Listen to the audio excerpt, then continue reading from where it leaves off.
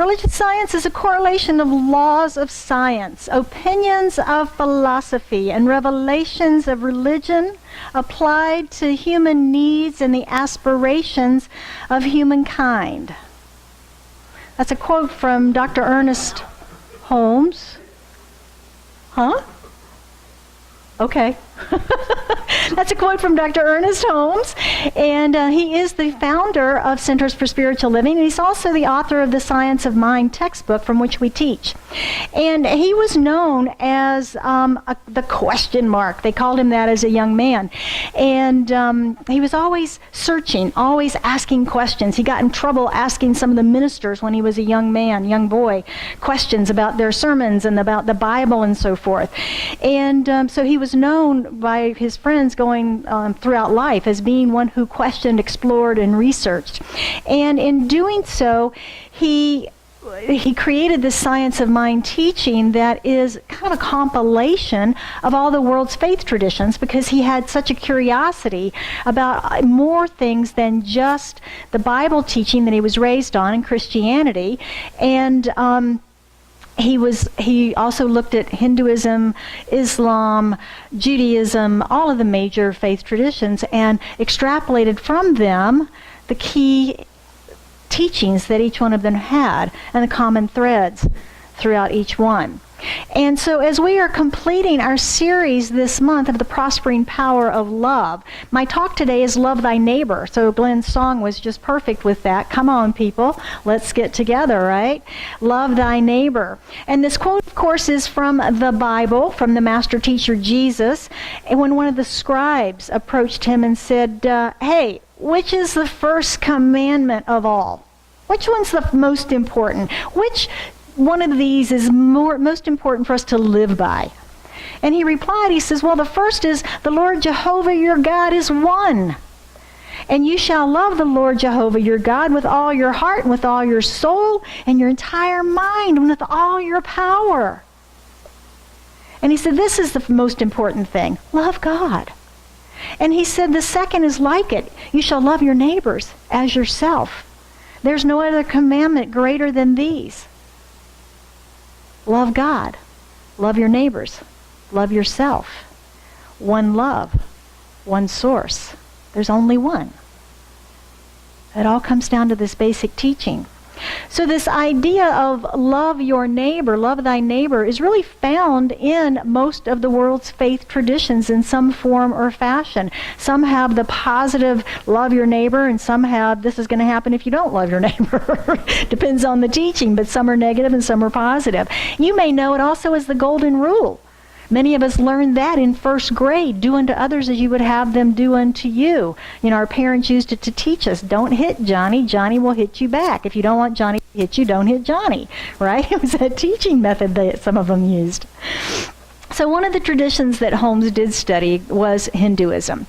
And one of the stories that I really like from that teaching is the one of Indra's net.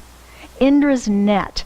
And Indra is a Vedic deity, and his mythologies and powers are similar to those of Zeus and Jupiter. Zeus and Jupiter, if you're familiar with those. In the Vedas, Indra is the king of heaven and all of the devas. And that, of course, means heavenly, divine, anything of excellence. Anything of excellence. He is the god of lightning, thunder, storms, rains, and river flows. He is celebrated for his power, and the one who kills the great symbolic evil, Vitra, who obstructs human prosperity and happiness. Indra destroys Vitra and thereby brings rain and sunshine as the friend of mankind. So it's nice to know that he supports our theme of prosperity this year. Got rid of that old evil one, right? I found a description of the story, though, about Indra from Francis Cook, in his book about Buddhism, where he describes the jewel net of Indra.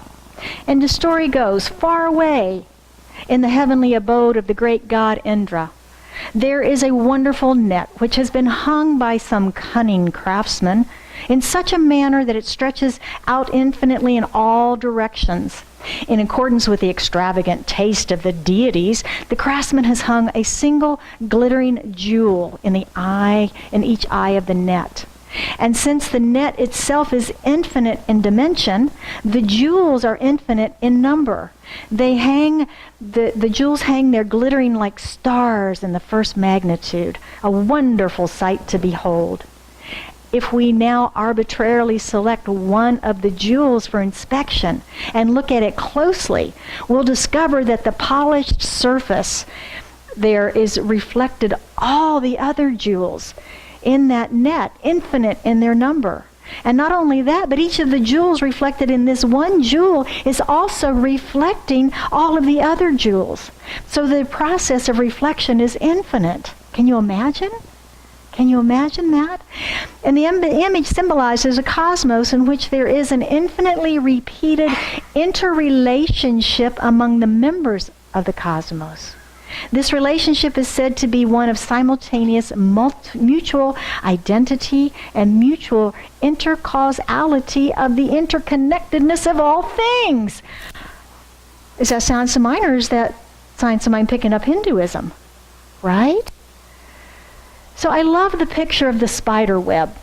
This is our mini version, if you will, of that infinite net with all of the jewels on it. And these water drops are indicative of the reflection of each, right? Isn't that pretty? When we know how this works, that if the spider is in the middle of the web and something moves the web, the spider moves, for he knows dinner has arrived, right? So there's that idea of the movement within the net. And the same is true with us and our interconnectivity, isn't it? Something moves in the world and we sense it, don't we? We sense it. So I think it's a great example of why we are affected by global events. The Olympics have been going on. Anybody watching the Olympics? Anybody else brought to tears from the sheer joy and passion that we see in these athletes? I have been, and I've heard from others that they are as well. That there's just such emotion and joy coming forth across our TV screen from around the world. And that we emote, we feel that, and we're immersed in it. Or the other events that we've seen, the tragedies that we've seen in the shooting in Florida or Las Vegas, or the natural disasters of the fires in California and Montana, the earthquake in Mexico, the floods in Houston that we supported those folks with some donations, or the hurricane in Puerto Rico. We're moved by those events as well because of this interconnectivity that we have on this net, this universal net of life that we are all a part of, that we are all those jewels upon that net. So why do we need a global event in order to love and feel connected to our planetary brothers and sisters? To feel the joy in their accomplishment, or to feel the compassion in their loss, or the anger in the injustice. And what about those next door to us, or right here in our own city? Does love thy neighbor mean we cannot disagree? No. No. Healthy disagreement produces healthy resolution, doesn't it? Healthy change. It certainly does. And there are 2 sides, 4 sides, 6 sides, 8 sides, a million sides to every issue. But we have a tendency to find 2 sides, don't we? And we want to fight those 2 sides. When in fact, life moves more successfully as a win-win scenario. As a win-win scenario. Remember my ongoing mediation negotiation that I shared with you all, a month ago now? We're coming up on 4 months of this. And I have consistently said and taken the position, we got to get to win-win. What is the win-win in this situation? And we started out in our corners, gloves up, and everybody taking positions. And there was no way we were going to get resolution because nobody was moving. But as I continued to say, we need to find win-win. As I continued to pray, win-win, through somebody, I'll be an open channel, it doesn't have to be me. It can be anybody at the table, it can be a third party, it can be somebody seeing a headline someplace that moves them to that win-win idea. And as I continue to say this in our meetings, what's the win-win? I begin to hear that transformation start in the room. Oh yeah, well maybe there's a win. I don't know. And as we continue to communicate and listen to each other, begin to get into things like, this is what I'm concerned about with that business point. Oh, well, if that's it, the fear, right? The fear. If I agree to this, there's a fear in here. Well, what if I do this to accommodate? Oh, that's fine then. So we're finding the win-wins, and I am delighted to say we're down to one little bitty point that I'm 99% sure got settled yesterday, but I don't know that. And I'm anxious to go in tomorrow to see if we actually sign the agreement, because we had 3 different solutions that were acceptable pretty much to everybody to this one point. That was not what was happening 3 months ago. That was not what was happening. And as we have moved to this idea of win-win, we have moved to resolution. And I would suggest that we can all do that in our lives. For me, getting to win-win is about remembering that God is all there is. As I sit around that table with people who are really unhappy with each other, it got ugly. I was able to still sit in God is all there is. These are divine beings. These are divine beings of light. God is all there is, and God is all about win-win, because God created everything, and there are no favorites in the universe, including me. I am not a favorite, right? So I got to get out of that in my own mind. I got to get out of that in my own mind and recognize that we are all lights of the divine. And God loves us all alike. And when we open and get out of our stuckness, our righteousness, our anger, then we can open ourselves up to become that clear channel through which these ideas of win-win can flow through us. Pretty cool stuff. I think Thoreau or Emerson, I believe, get our bloated nothingness out of the way. Yeah, when we get out of the way, we can allow Spirit to flow through us. So how can we be present to universal love always and in all ways? Well, I think the first thing we can do is make that choice. Make that choice. I could have made a choice to put my fists up and, guard the company and all this stuff going on with it, but I didn't. I made a choice to see how can I be this place of knowing the wholeness, to resolution, because I knew these two don't need to be together. They really don't. They're not happy. They're not going to find a solution going forward. So we had to get a place to where they could move and separate with a win-win for both and move forward in joy in their lives and in their businesses. Because that's what life's about, right? Otherwise we hang on to this stuff and drag it behind us for the rest of our life in resentment and pain and anger, creating suffering. So we make the choice. Am I a place of love and a place of righteousness and anger? We must begin to take better care of ourselves.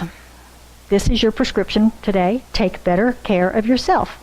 Do you ever notice that some of your less than spiritual reactions to things are when you are overscheduled, overbusy, overburdened, hungry, tired, lonely, afraid, angry?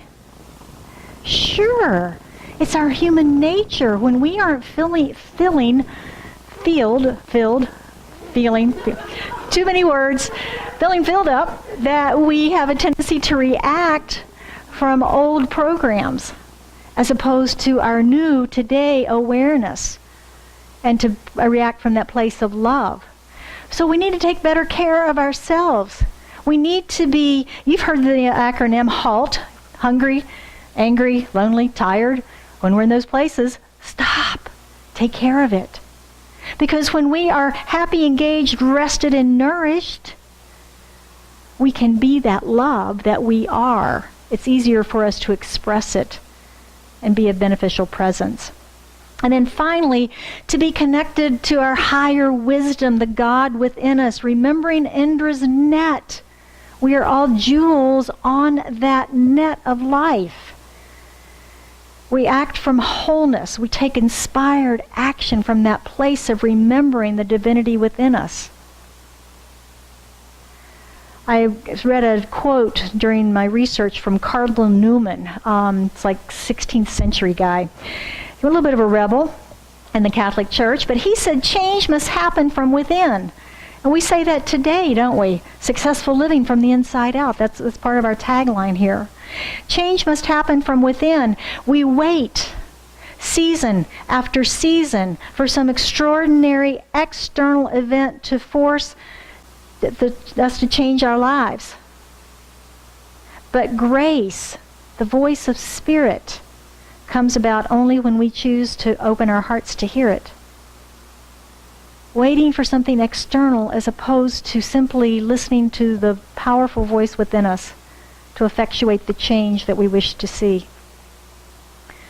He says we can't see the peacock's tail explode in shimmering color unless we've placed ourselves in its presence.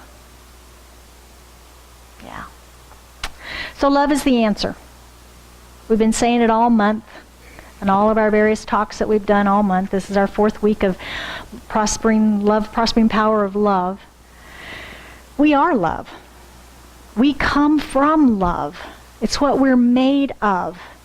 And it's the only thing that is strong enough, as Catherine Ponder says in her book, The Prospering Power of Love, it's the only thing that is strong enough to prosper, enlighten, harmonize, and heal us. It's the only thing. But the good news is, it's what we are. So we have all of that right here available to us.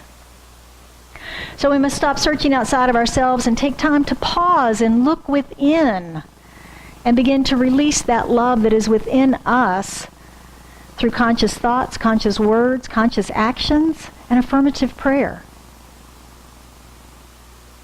Once those things are all in alignment,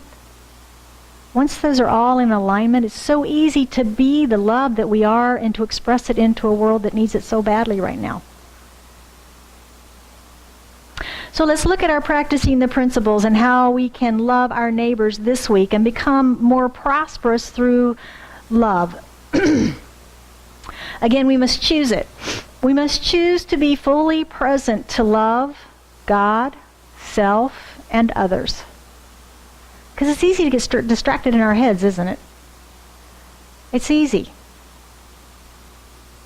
And again, remembering Indra's net on which we all sit. One universe, one substance, one life. Number 2, stay in shape. Think about the Olympic athletes. Stay in shape. And that's self-care for ourselves, our bodies, our needs, physical, mental, spiritual, and emotional. I have a very good friend and mentor, Reverend Dr. Alice Bandy, who was one of my instructors at the Holmes Institute, and she has been dealing with a dis-ease and is currently in recovery. And she posted some beautiful sharing this week that I thought was in line with what we're talking about. She says, kindness is universal. Kindness is universal. Patience is a learned quality. When they say use it or lose it, they aren't kidding. Little did I know that my long years of writing books and classes, being on the phone and computer, were so sedentary that it put me in a position of not having the muscle strength I needed for a speedy recovery.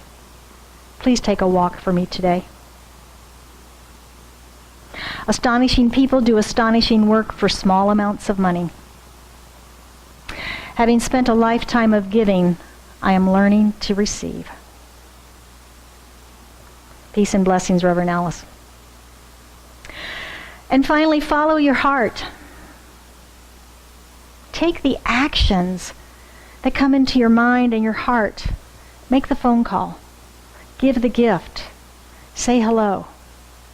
Whatever those inspired actions are. You know, I'll admit a bad habit. I get an email and I go, oh, I need to respond to that. And I go to the next email and the next email, never responding to any of them. Some of you have been victim of that from me, and I apologize. I apologize. It's a very bad habit that I'm actually working on. It's like, no, take the time right now to answer that, to be present to it. Right? Yeah. Take the action.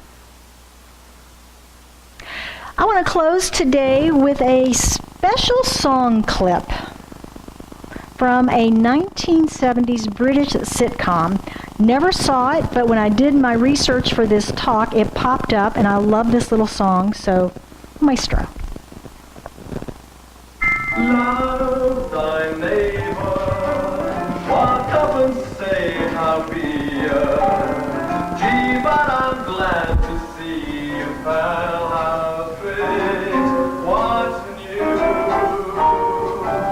Love thy neighbor, and you will find your labor a great deal easier. Your life will be breezier if you love thy neighbor.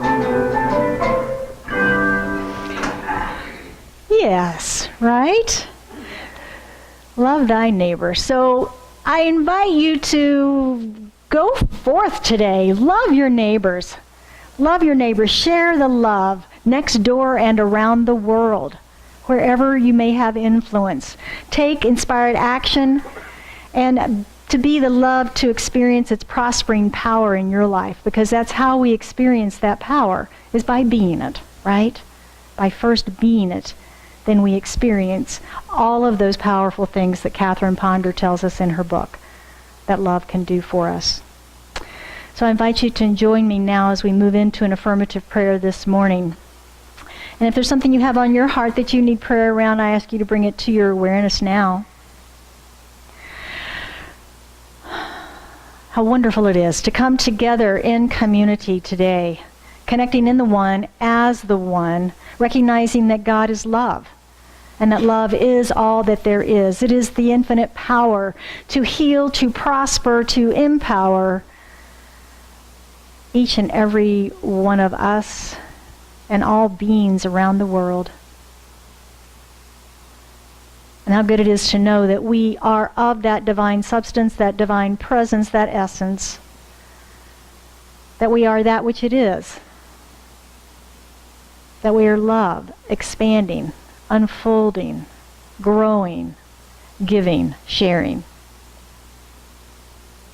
So from this place, I speak my word for and about each and every one of us this day, claiming that we are that love, and that we allow it to move forward from our hearts to the world, healing the world one person at a time, recognizing that that's what we do.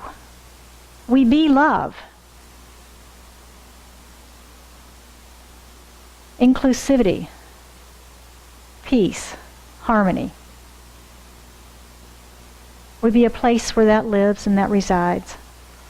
And I know for anyone that has anything on their heart this day that they are seeking prayer around, that it is healed, prospered, empowered, that clarity is received and revealed. Whatever the need, we know that the hearts are open to the receptivity of that need being fully made manifest through and as them now. And how grateful I am for this knowing. Grateful I am for the knowing of the manifestation of this prayer, for I know that the word spoken is the word made manifest. I'm grateful for the love that is in this room, in our city, in our country, in our galaxy, in our world, wherever we may be, that love is all there is. So from that place, I just release this into the activity of law, into the activity of mind, and we affirm together by saying, and so it is.